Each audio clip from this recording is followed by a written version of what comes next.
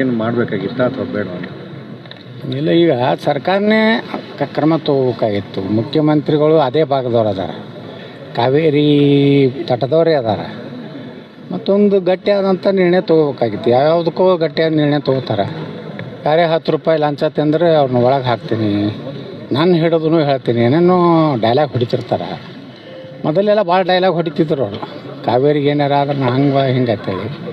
ಮತ್ತಿಷ್ಟು ಒಬ್ಬ ಅದೇ ಕಾವೇರಿ ಜಲಾನಯನ ಪ್ರದೇಶದಿಂದ ಬರುವಂಥ ಒಬ್ಬ ಮುಖ್ಯಮಂತ್ರಿಗಳಿದ್ದಾಗ ಆ ಜನರ ಹಿತವನ್ನು ಕಾಪಾಡೋದು ಅವ್ರ ಕೆಲಸ ಇತ್ತು. ಅವ್ರು ವಿಫಲರಾಗ್ಯಾರ. ಮತ್ತು ಏನಾಗಿದೆ, ಮೊದಲಿನ ಹಿಡಿದು ಒಂದು ಕಾವೇರಿ ಅಂದ ಕೂಡಲೇ ದಕ್ಷಿಣ ಕರ್ನಾಟಕ, ಕೃಷ್ಣೆ ಅಂದ್ರೆ ಉತ್ತರ ಕರ್ನಾಟಕ. ಕೃಷ್ಣೆಗೆ ಅನ್ಯಾಯ ಆದಾಗ ಆ ಕಡೆ ಜನ ಸ್ಪಂದನೆ ಸರಿಯಾಗಿ ಮಾಡೋದಿಲ್ಲ ಅನ್ನೋಂಥದ್ದು ಉತ್ತರ ಕರ್ನಾಟಕ ಜನರ ಒಂದು ರೀತಿ ಅಸಮಾಧಾನ ಇದೆ. ಇದು ಸಮಗ್ರ ಕರ್ನಾಟಕದ ವಿಚಾರ ಬಂದಾಗ ಕಾವೇರಿ ಭಾಗದಲ್ಲಿ ಅನ್ಯಾಯವಾದಾಗೂ ಉತ್ತರ ಕರ್ನಾಟಕದ ಸ್ಪಂದನೆ ಆಗಬೇಕು. ಉತ್ತರ ಕರ್ನಾಟಕದ ಕೃಷ್ಣಾ ಮೇಲೆ ಅನ್ಯಾಯ ಆದಾಗೂ ಕಾವೇರಿ ಭಾಗದವರು ಬೆಂಬಲ ಕೊಡಬೇಕು. ಆ ರೀತಿ ರಾಜ್ಯದಲ್ಲಿ ಯಾವ ರಾಜಕೀಯ ಪಕ್ಷಗಳು ನಾವೆಲ್ಲ ಭಾಷಣ ಮಾಡ್ತೀವಿ ವಿಧಾನಸಭೆಯಲ್ಲಿ. ಕಾವೇರಿ ಮತ್ತು ಕೃಷ್ಣ ಅಂದರೆ ಕರ್ನಾಟಕದ 2 ಕಣ್ಣಿದ್ದಂಗೆ, ಯಾವುದೇ ಒಂದು ಕಣ್ಣಿಗೆ ಇದು ಆದ್ರೂ ತಪ್ಪು ಅಂತ ಮಾಡ್ತೀವಿ.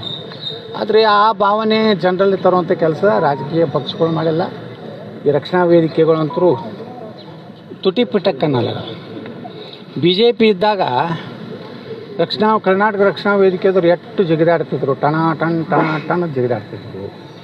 ಇವತ್ತು ನಾವು ಬಂದ್ ಕರೆ ಕೊಡೋದಿಲ್ಲ, ನಾವು ಬಂದ್ ಮಾಡೋದಿಲ್ಲ, ನಾವು DK ಶಿವಕುಮಾರ್ ವಿರುದ್ಧ ಮಾತಾಡೋದಿಲ್ಲ. ಅಂದ್ರೆ ಇದೇನು ಕಾಂಗ್ರೆಸ್ಸಿನ ರಕ್ಷಣಾ ವೇದಿಕೆಯೋ, ಕನ್ನಡ ಭಾಷೆಯನ್ನು ಉಳಿಸೋದ್ರ ರಕ್ಷಣಾ ವೇದಿಕೆ.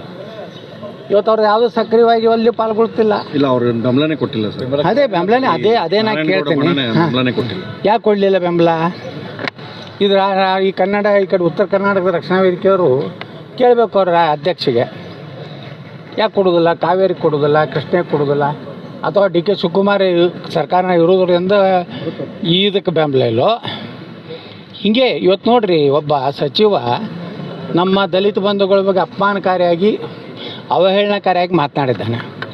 ದಲಿತ ಸಂಘಟನೆಗಳು ನಾವು ಯಾರ್ಯಾರು BJPಯವರು ಅಥವಾ ಕಾಂಗ್ರೆಸ್ ಥರ ಮಾತಾಡಿದರೆ ಎಷ್ಟು ಜೋರು ಹೋರಾಟ, ಎಷ್ಟು ಉಗ್ರ ಹೋರಾಟ, ಚೀರಾಟ, ಕೂಗಾಟ ಮಾಡ್ತಿದ್ರು. ಈಗ ಅದನ್ನು ಅವ್ನು ಕರೆ ರಾಜೀನಾಮೆ ಕೊಡಬೇಕು. ಒಂದು ದಲಿತ ಸಮುದಾಯ ಇರುವಂತಹ ಪ್ರದೇಶದ ಬಗ್ಗೆ ಅವಹೇಳನಕಾರಿ ಮಾತಾಡೋಣಂದ್ರೆ ಮತ್ತು ಇವತ್ತು ದಲಿತ ಸಂಘರ್ಷ ಏನು ದಲಿತರ ಪರ ಹೋರಾಟ ಮಾಡೋರು ಎಲ್ಲಿದ್ದಾರೆ? ಹಿಂದೂಗಳಿಗೆ ಅನ್ಯಾಯ ಆದಾಗೂ ಮಾಡ್ತಿಲ್ಲ. ಅಲ್ಲಿ ಮೈಸೂರು ಭಾಗದಾಗ ಒಬ್ಬದು ದಲಿತರಿಗೆ ಮುಸ್ಲಿಮರು ಹೋಗಿ ಮನೆ ಹೊಕ್ಕು ಹೊಡೆದ್ರೂ ದಲಿತ ಸಂಘಟನೆಗಳು ಹೋರಾಟ ಮಾಡೋದಿಲ್ಲ.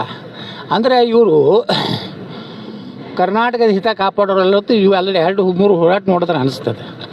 ಅದಕ್ಕೆ ಮುಖ್ಯಮಂತ್ರಿಗಳು ಈ ಹೋರಾಟ ನಿರಸಾಗಿದೆ, ವಿಫಲ ಆಗಿದೆ ಅನ್ನೋಕ್ಕಿಂತ ನೀವು ಪ್ರಾಮಾಣಿಕವಾಗಿ ಆ ಭಾಗದ ಜನಪ್ರತಿನಿಧಿ ಇದ್ದೀರಿ ಮತ್ತು ಆ ಭಾಗದವರೇ ನೀರಾವರಿ ಸಚಿವರಾಗ್ಯಾರ ಈಗ ಮನೆ ಚಲುವರಾಯಸ್ವಾಮಿ ಅವರು. ನಿಮ್ಮ ಸ್ಟ್ಯಾಂಡ್ ಏನು ಹೇಳ್ರಿ ರಾಜ್ಯದ ಜನರಿಗೆ? ಇದೇ BJP ಸರ್ಕಾರ ಇದ್ದಾಗ ಇಡೀ ವಿಧಾನಸಭೆಯಲ್ಲಿ ಗಲಾಟೆ ಮಾಡತ್ತಿದ್ರಿ. ಈಗ ನೀವೇ ಅಧಿಕಾರದಲ್ಲಿದ್ರಿ, ಹೇಳ್ರಿ ಅವ್ರಿಗೆ ಮ್ಯಾಗೇನು ಕೃಷ್ಣ ಇದು ಇದೆಯಲ್ಲ ಟ್ರಿಬ್ಯುನಲ್ಗೆ ಹೇಳ್ರಿ, ನೀರು ಎಲ್ಲೈತಿ ನೀವು ಬಂದು ಅಳೀರಿ. ಸುಮ್ಮನೆ ನೀರು ಬಿಡ್ರಿ ತಾಲೂಕು ಆದೇಶ ಮಾಡಿದ್ರೆ ಹೆಂಗೆ?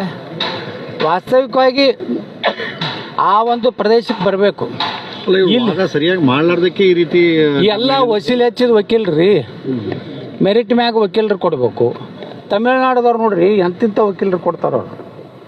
ನಮ್ಮವ್ರಿಗೆ ವಕೀಲರನ್ನ ಸರಿಯಾಗಿ ಡೆಪ್ಯೂಟ್ ಮಾಡೋದಿಲ್ಲ. ಯಾರೋ ಕೆಲವೊಂದು ಮಂದಿ ತಮ್ಮ ಏನು ಅಂತಾರಲ್ಲ ವೈಯಕ್ತಿಕ ಗೆಳತನಕ್ಕೆ ತಮ್ಮ ಜಾತಿಯವ್ರನ್ನ ಅಲ್ಲಿ ಡೆಪ್ಯೂಟ್ ಮಾಡ್ತಾರೆ. ತಮಿಳ್ನಾಡದವ್ರು ಹಂಗಿಲ್ಲ, ಇಡೀ ಇಂಡಿಯಾದಾಗ ಟಾಪ್ 10 ಇರುವಂಥ ವಕೀಲರನ್ನ ಅವರು ಹೈರ್ ಮಾಡ್ತಾರೆ. ಇದನ್ನು ಮಾಡೋದಿಲ್ಲ, ದೊಡ್ಡ ಮಿಸ್ಟೇಕ್ ಇದು. ಯಾಕಂದ್ರೆ ಅಲ್ಲಿ ಕೂತವ್ರಿಗೆ ನಮ್ಮ ಪರಿಸ್ಥಿತಿಯನ್ನು ಭಾಳ ಅವ್ರಿಗೆ ಅರ್ಥ ಆಗುವಂಗೆ ಮತ್ತು ಅವ್ರಿಗೇನು ಹೇಳಬೇಕು, ನೀವು ನೀರು ಬಿಡು ಅಂತ ಹೇಳ್ತೀರಿ, ನಮ್ಮಲ್ಲಿ ಇಷ್ಟು ಸ್ಟೋರೇಜ್ ಐತಿ, ನಮ್ಮ ಇಷ್ಟು ಎಕರೆಗೆ ನೀರಾವರಿ ಬೇಕು, ಬೆಂಗಳೂರು ಅಂತ ಮಹಾನಗರ ಕುಡಿ ನೀರು ಬೇಕು, ಮತ್ತು ಅನೇಕ ಗ್ರಾಮೀಣ ಪ್ರದೇಶದಲ್ಲಿ ಕುಡಿ ನೀರು ಕಾವೇರಿ ಮೇಲೆ ಡಿಪೆಂಡ್ ಅದ. ನೀವು ಅಲ್ಲಿ ಸರಿಯಾಗಿ ವಾದ ಮಾಡಿರಿ, ಅದು ಮಾಡೋದಿಲ್ಲ. ಬರೀ ಎಲ್ಲದ್ರಾಗೂ ಬರೀ ರೊಕ್ಕ ಹೊಡಿದು ಕೆಲಸ ಬಿಟ್ರೆ ಅಂಥ ವಕೀಲರು ಕೊಟ್ಟರೆ ಹೆಂಗೆ ಉದ್ಧಾರ ಆಗ್ತದೆ ಕರ್ನಾಟಕ? ಈ ನಮ್ಮ ಕೃಷ್ಣಾದಾಗೂ ಅದೇ ಪರಿಸ್ಥಿತಿ ಬಂದೆ, ನಮಗೆ ಪಾಲು ಸರಿಯಾಗಿ ಇನ್ನೂ ನಾವು ಹೋರಾಟ ಮಾಡಕತ್ತೀವಿ ನಾವು ಕೃಷ್ಣ ಸಿಗ್ತಾ ಇಲ್ಲ ಸರ್. ಸಿಗ್ತಾ ಇಲ್ಲ ಸರ್ ಕಾಶಪ್ಪನವರು ಸಮುದಾಯದ ಬಗ್ಗೆ ಒಂದು ಅಪಶಬ್ದ